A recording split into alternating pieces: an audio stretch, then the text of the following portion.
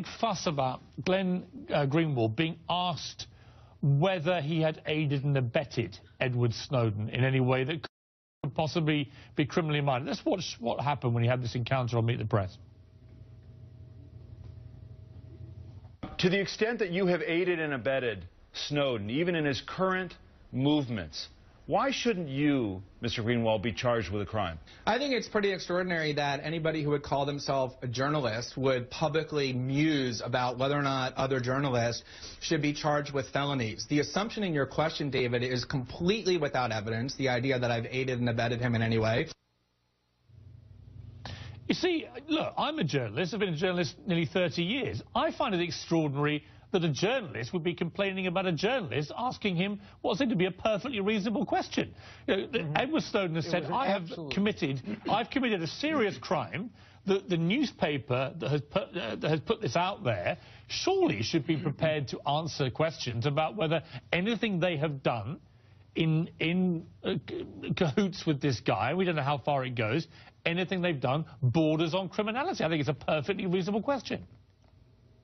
Well, it doesn't border on criminality. It's right in the heartland of criminality. The statute itself does punish the publication of classified material if you know that it's classified. And so Greenwald, in my view, clearly has committed a felony. And for him to take umbrage at the question. Now, he's right, though, that the government doesn't usually go after the publishers. They don't go after the New York Times, the Washington Post, and the Pentagon Papers case, though they could have.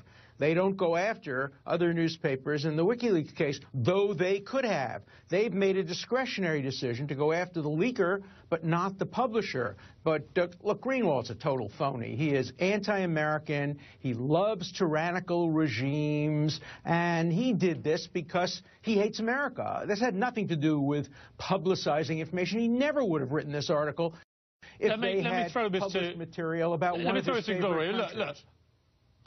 You've expressed this view of him before. I actually quite admire Glenn Greenwald. I like those kind of renegade, more blogger than journalists, guys who just put it out there and are provocative and are polarizing.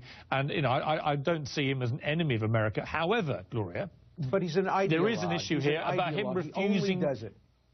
Okay, Alan, let me just ask Gloria. What do you make of all this? I mean, are the journalists remotely involved in any sort of criminal activity here, or should we just be focusing on Snowden himself? Well, I mean, I think a journalist has the power and the right to ask any question that they want. And, of course, the person who is being interviewed, in this case, Mr. Greenwald, has the power of not answering the question or answering it however he wants to. And it's bizarre that he's really upset that that question is being asked. It's an obvious question. I wouldn't necessarily call Mr. Greenwald a journalist. I would think of a journalist as someone who is neutral. I see Mr. Greenwald as more of an advocate, defending his source, almost acting as a lawyer for his source. And but don't all journalists do that in the end? I mean, they do. Most journalists defend this. So anyway, look, let's move on for this. It's an interesting point. I think Glenn Greenwald should just calm down a bit, accept he's going to be asked tough questions and deal with it. Because a lot of people agree with what he's doing. Some people equally vigorously do not.